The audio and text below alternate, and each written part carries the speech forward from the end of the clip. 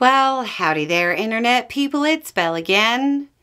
So today, we're going to talk about FEMA, NWS, reliability, and governors speaking out.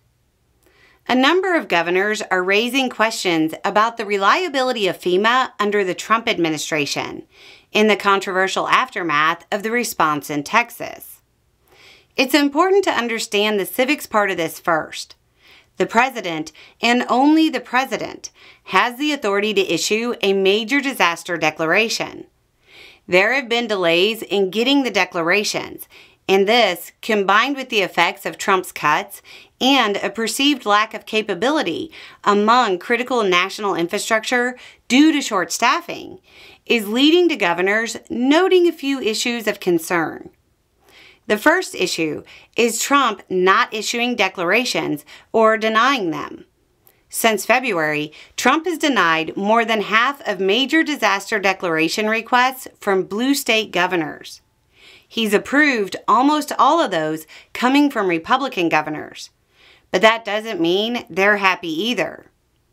West Virginia dealt with deadly flooding last month, but is still waiting for a declaration.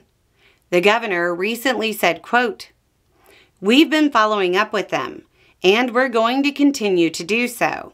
I'm going to get back to the office and launch another call there, because we're going to push." The governor there is a Republican. Declarations aren't something governors traditionally have to push for. After tornadoes ripped through Arkansas, the Republican governor there was initially denied and had to appeal before getting help.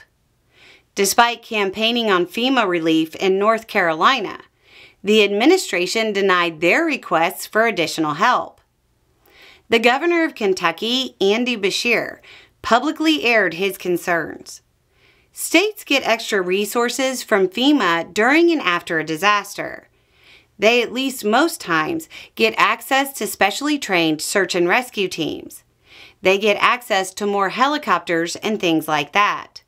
Beshear said, quote, "If cuts to FEMA take away that ability, then our people are going to be less safe." He also confirmed that the National Weather Service is short-staffed, saying, quote, "The Kentuckians who work for the National Weather Service do an amazing job, and even short-staffed, and they are short-staffed." He said he stays awake at night, wondering if something is going to be missed because they're short-staffed or they're overworked. Beshear, who is known as somebody who likes to gather reams of information before speaking publicly, spoke briefly about the idea that cuts played a hand in the disastrous situation in Texas. Quote, "That needs to ultimately be a fact-based question that's not politicized, because at a time when this many families are hurting, the last thing they need is a political back and forth." For those not familiar with Beshear speak, that could probably be translated as, "This needs to be looked into." In a quote that I feel is going to become a soundbite quote we all become familiar with, DHS Secretary Noem said that FEMA's response to the Texas floods was, quote, "exactly how President Trump imagined that this agency would operate." There are already reports that FEMA's urban search and rescue crews weren't authorized to deploy until more than 3 days after the flood.